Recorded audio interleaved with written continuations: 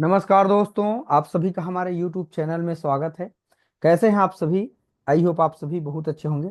तो फ्रेंड, आज का जो हमारा वीडियो है काफ़ी इंपॉर्टेंट है। आज हम लोग देखेंगे कि जो अधिशोषण होते हैं वो कितने प्रकार के होते हैं। आज हम लोग पूरा समझेंगे। इनके पहले वाला और वीडियो आपने देखा होगा, जो एब्जॉर्प्शन और एडजॉर्प्शन दोनों पर हमने पूरा बात किया हुआ है, उनको आपने समझा होगा, राइट ना? तो क्या चीज होते हैं अधिशोषण और अवशोषण? इसको आपने काफी अच्छे ढंग से पढ़ा होगा। तो आज का जो हमारा वीडियो है, इनके प्रकार के ऊपर हम लोग बात करेंगे। टाइप ऑफ द एडजॉर्प्शन क्या चीज होते हैं, देखते हैं। देखो, जो हमारे पास अधिशोषक होते हैं, कोई ठोस हो सकते हैं, है ना, एवं अधिशोष्य होते हैं। दूसरा हमारे पास क्या होते हैं? अधिशोष्य होते हैं, जो गैस के बीच में उपस्थित बंधन बलों की प्रकृति के आधार पर अधिशोषण को हम दो भाग में बांटेंगे। एक तो भौतिक है और एक तो रासायनिक है। यही इसका इंपॉर्टेंट है। बाकी और इसमें हम एक एक टॉपिक और देख लेंगे थोड़ा सा, मतलब इसका एक है हमारे पास, इनका एप्लीकेशन भी देखेंगे, इनका अनुप्रयोग हम लोग कहाँ कहाँ पर करते हैं। तो ये काफी चीज अच्छा है। अगर आप चैनल में नए आए हैं तो चैनल को जाके सब्सक्राइब कर लेना, ताकि इस तरह से जो भी इंपॉर्टेंट वीडियो अपलोड किया जाएगा आप सभी को नोटिफिकेशन में सीक्वेंस ही मिलेगा, राइट ना? मैंने पूरा 6 चैप्टर तक सीक्वेंस वीडियो डाल दिया है, और इसके बाद हम लोग 7, 8, 9 को अभी ना देख करके 10, 11 को हम लोग पहले पढ़ेंगे। उसके बाद में हम लोग लास्ट में पढ़ेंगे जो हमारा 7, 8, 9 चैप्टर। तीन ही बचेगा। तो जो हमारा ज्यादा नंबर मिलेगा और जो सरल है उनको पहले हम लोग कवर कर देते हैं। और जो फिजिकल केमिस्ट्री है, जिनमें आपको समझने में थोड़ा मुश्किल होती है बायो वाले बच्चे को, उनको हम लोग लास्ट में पढ़ेंगे, राइट ना? तो कम से कम इतना भी हो जाएगा तो हमारे लिए काफी हेल्पफुल होगा। देखते हैं भौतिक इनका जो अधिशोषण क्या चीज होते हैं। इसको वांडर वाल्स अधिशोषण के नाम से भी जानते हैं, या भौतिक शोषण के नाम से भी जानते हैं। यदि अधिशोष्य अधिशोषक की सतह पर अत्यंत दुर्बल वांडर वाल्स आकर्षण बल, मतलब इनको भौतिक बल कहेंगे, के द्वारा अगर जुड़े होते हैं तो उस अधिशोषण को भौतिक अधिशोषण कहते हैं। बस ज्यादा कुछ करना नहीं है। अगर हमारे पास जो अधिशोषण और अधिशोष्य दोनों के बीच में अगर जो बॉन्ड हो, केमिकल बॉन्ड हो, अगर वो वीक हो, मतलब वांडर वाल्स बल के द्वारा जुड़े हो, है ना, दुर्बल वांडर वाल्स आकर्षण बल के द्वारा अगर जुड़े हो, तब उनको हम लोग क्या कहते हैं बच्चों? भौतिक अधिशोषण के नाम से जानते हैं। क्लियर हो? थोड़ा सा और देखते हैं। इसमें अधिशोषण ऊष्मा का मान बहुत कम होता है, इसलिए भौतिक अधिशोषण उत्क्रमणीय होते हैं। भौतिक जो अधिशोषण है निम्न ताप पर एवं तुलनात्मक रूप से अक्रिय सतहों पर होती है। इतना आपको समझ में आ गया होगा। कुछ एग्जाम्पल है ना? विभिन्न गैसों का जानत्व जानता है, एनिमल इसको कहते हैं, जो जंतु होते हैं। चारकोल पर होने वाला अधिशोषण होते हैं, है ना? तो ये हमारे पास दिखाई देते हैं, है ना? तो दूसरा है इनका, और एग्जाम्पल यहाँ पर दिखा रहे हैं, इनका विशेषता है। अच्छा, विशेषता को हम लोग इसको पढ़ेंगे, है ना? गैस की जो नेचर है उनको पढ़ेंगे। अधिशोषित होने वाली गैस की मात्रा गैस की प्रकृति पर निर्भर करती है। सही बात है। अगर भाई कोई चीज अधिशोषित हो रहे हैं, आप खुद दिमाग लगा सकते हैं। कोई गैस जल्दी जल्दी अधिशोषित हो जाते हैं और कोई गैस लेट में अधिशोषित होते हैं। जैसे कि आप यहाँ पर देख पा रहे हैं, आसानी से द्रवित होने वाले गैस है कुछ, कार्बन डाइऑक्साइड है, NH3 अमोनिया है आदि। कठिनाई से द्रवित होने वाली गैस होते हैं। अच्छा, आसानी से द्रवित होने वाले गैस ये कार्बन डाइऑक्साइड, अमोनिया आदि है। लेकिन कठिनाई से द्रवित होने वाले जो गैस हैं H2O2 N2 आदि होते हैं, की तुलना में आसानी से अधिशोषित हो जाती हैं, क्योंकि इनके क्रांतिक ताप के जो मान होते हैं वो क्या होते हैं? बहुत ज्यादा होते हैं। टेबल पर यहाँ आप देख पाएंगे।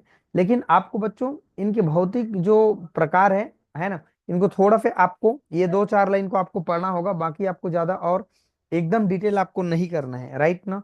तो इतना आपको कर लेना है, क्योंकि ये ज्यादा नंबर का नहीं आएगा, है ना? और इसके पहले जो मैंने आपको पढ़ाया है वो ज्यादा इंपॉर्टेंट है। अगर इनको कम भी पढ़ेंगे तो कोई हमको समस्या होने वाला नहीं है।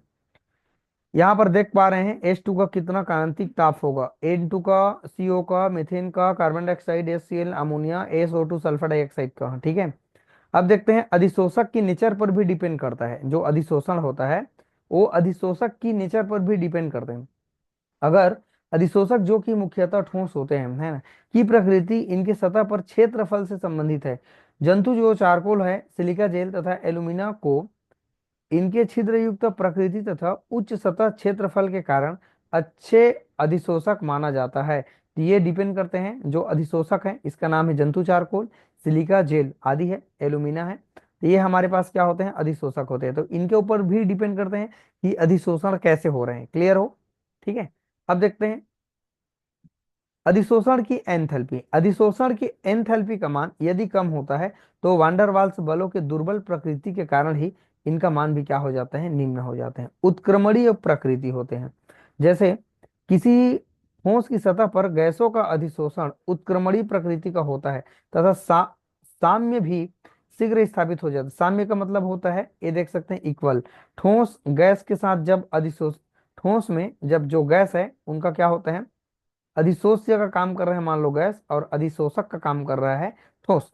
तो यहाँ पर क्या हो जाएगा, हमारे पास अधिशोषित हो रहे हैं जो गैस है, और ठोस में क्या हो रहे हैं, अधिशोषित हो रहे हैं, तो ऊष्मा निकलेगा। तो ये दोनों के बीच में क्या गुण होना चाहिए, उत्क्रमणीय प्रकृति भी हो सकते हैं। राइट। ली सातेलिए के सिद्धांत के अनुसार क्या है, देखते हैं एक दो लाइन।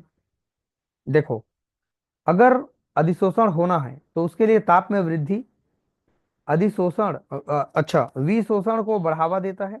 अच्छा, सही बात है। अगर कोई, भाई देखिए, मान लीजिए कोई चीज गीला है, अगर हम टेम्परेचर उनको देंगे, मान लीजिए आपने कपड़ा, मान लीजिए आपने गीला कर दिया, ठीक है, लेकिन आपको वहां से पानी को हटाना है या उनको पानी को बाहर करना है, ठीक है, तो आपको टेम्परेचर देना पड़ेगा, या सूर्य का टेम्परेचर देना पड़ेगा, या हम लोग प्रेस करते हैं आयरन मान लीजिए, तो ताप बढ़ा देने से क्या हो जाते हैं, वो चीज अलग हो जाते हैं। और निम्न ताप पर क्या होते हैं, अधिशोषण के अनुकूल है। तो ये हमारे ली सातेलिय सिद्धांत के अनुसार हो रहा है। दाब में वृद्धि अधिशोषण के अनुकूल है, जबकि दाब में जो कमी होते हैं विशोषण के लिए क्या होते हैं, अनुकूल होते हैं। बस इतना आप करिएगा। अब देखते हैं रासायनिक अधिशोषण।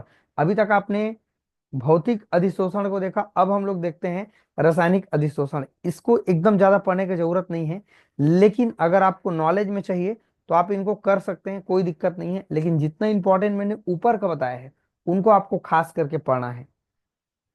देखते हैं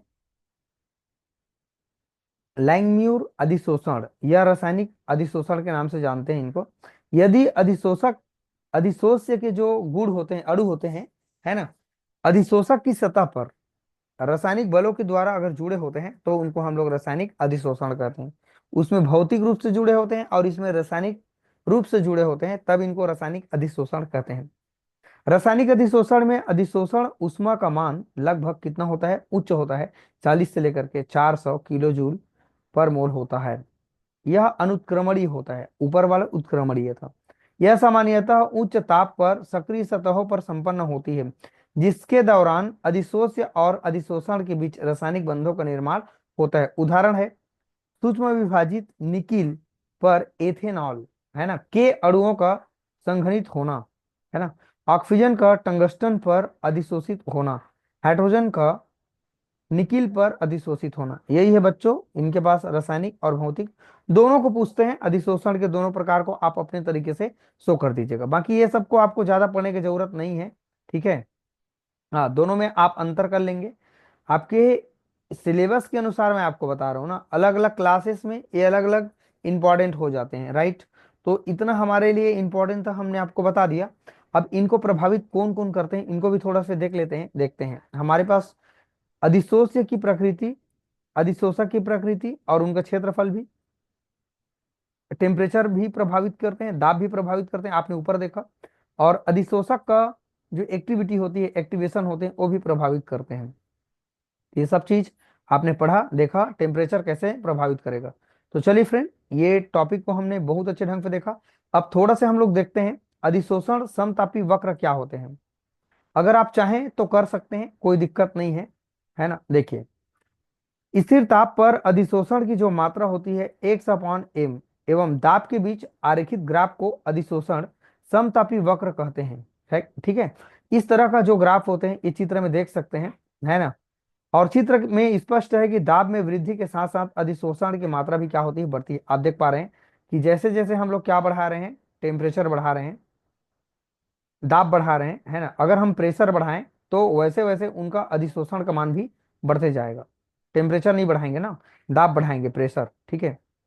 तथा किसी निश्चित दाब पर, है ना, किसी निश्चित दाब पर इनका मान अधिकतम हो जाता है। क्या हो जाता है? अधिकतम इसका मान हो जाता है। इसे साम्य दाब भी कहते हैं। अधिशोषण एक उत्क्रमणीय प्रक्रिया होती है, अतः साथ साथ वियोजन भी होता है। वियोजन मतलब अलग भी हो सकते हैं, है ना। कोई प्रेशर दाब पर अधिशोषित गैस की जो मात्रा होती है अधिशोषण से मुक्त गैस की मात्रा के बराबर होती है। ठीक है, ऐसे करके आपको इनको हल्का फुल्का आपको पढ़ के जाना है। ऊपर मैंने जितना बताया इनको आप कर लीजिएगा। हाँ, अब ये इनका थोड़ा सा व्यंजक है, आप इनको कर लीजिएगा। एक्स अपॉन एम प्रोपोर्शनल के था, समानुपाती के था। यहाँ पर पी लिखा है, प्रेशर है। और यहाँ पर जो हमारे पास के कैसे है, समानुपात को हटा करके यहाँ पर लिखा हुआ है, सब चीज आप देख सकते हैं, कोई दिक्कत नहीं है। इसलिए ज्यादा मैं इनको कवर नहीं कर रहा हूँ, क्योंकि ये हमको ज्यादा नहीं पढ़ना है। ठीक है, क्योंकि पेपर भी तो बहुत पास है ना, और पेपर इतना पास है तो आप सबको पढ़ भी नहीं पाएंगे। तो जितना इंपॉर्टेंट चीज है आप उनको कर लीजिएगा। सबसे इंपॉर्टेंट चीज है इनका एप्लीकेशन पढ़ना जरूरी है। आप जो चीज के बारे में पढ़ रहे हैं तो उनका एप्लीकेशन अगर आप नहीं जानेंगे तो आपके लिए अच्छा नहीं होगा, राइट ना। तो इनको आपको पढ़ना पड़ेगा कि इनका एप्लीकेशन क्या है। देखते हैं, कठोर जल के मृदुकरण में, मतलब उनको सॉफ्ट बनाने में। ठीक है, जल को कठोर, जब जल जब कठोर जल को, है ना, जियोलाइट मतलब सोडियम एल्यूमिनेट सिलिकेट में से प्रवाहित किया जाता है तो कठोर जल में उपस्थित किसके कारण कठोरता बढ़ती है? कैल्शियम 2+ आयन और Mg2+आयन। जियोलाइट पर अधिशोषण हो जाता है और इसके स्थान पर समान संख्या में सोडियम आयन आ जाते हैं। इस तरह से कठोर जो जल है वो क्या हो जाते हैं बच्चों? सॉफ्ट हो जाते हैं, मृदु हो जाते हैं। क्लियर हो? दूसरा देखते हैं, पेट्रोलियम वनस्पति तेल एवं शक्कर के शोधन में। ये भी आप कर सकते हैं, हेडिंग को देख लीजिएगा, है ना, बाकी आप समझ जाएंगे। मास्क जो होते हैं ना उसमें गैस कैसे एब्जॉर्प्शन होते हैं, मतलब अधिशोषित होते हैं। इसको शुरू वाला लेक्चर में मैंने समझाया है आपको, जहां पर मैंने इंट्रोडक्शन पार्ट को समझाया है। तो वहां पर आप जाके देखिएगा। सीधा मतलब है मास्क लगा हुआ है, अधिशोषण हो जाते हैं जो विषैले गैस होते हैं। ठीक है, और जो शुद्ध हवा होते हैं, वो कोई भी व्यक्ति जो विषैले जगह में काम कर रहे हैं, है ना, तो वहां पर मास्क का प्रयोग करते हैं उच्च निर्वात उत्पन्न करने में। ठीक है, इनका यूज हम लोग करते हैं वातावरण की नमी को शुष्क करने में, है ना। जैसे कि आप कहीं पर जाते हैं तो मॉल वगैरह में वातावरण को नमी को दूर करने के लिए, है ना, सिलिका जेल ये सब का प्रयोग करते हैं क्रोमेटोग्राफी पेपर में। ठीक है, और बस इतना आप कर लीजिएगा। बाकी और आपको उत्प्रेरक के रूप में हेडिंग को थोड़ा सा कर लीजिएगा, कपड़ों की रंगाई में।